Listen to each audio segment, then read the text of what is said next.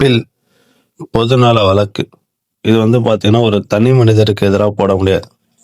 மத்திய அரசு, மாநில அரசு, மாநகராட்சி உங்களுக்கு எதிராலாம் பார்த்தீங்கன்னா இந்த பில் வழக்கை தொடரலாம். இந்த பில் வழக்கு முக்கியத்துவம் பெற்றது 1979 ஹுசைன் கட்டூரா வெர்சஸ் பீகார் அரசை எதிர்த்து.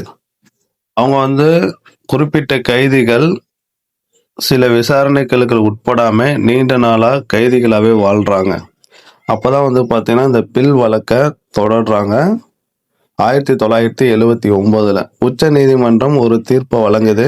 விசாரணை இல்லாம நீண்ட நாட்களாக ஜெயில இருக்கக்கூடாது, சிறையில் இருக்கக்கூடாது அப்படின்னு. அப்பதான் விரைவான விசாரணை ஸ்பீடி ட்ரையல் கொண்டு வராங்க. ஆர்டிக்கல் 21 கீழே அவங்களாம் விடுதலை ஆகிறாங்க. அதனாலதான் இந்த பில் வழக்கு 1989 மிகப்பெரிய மாற்றத்தை கொண்டு வந்தது. அடுத்தடுத்த கேசஸும் தொடர்ந்து நம்ம சேனல் அப்லோட் பண்ணுவோம். தேங்க்யூ.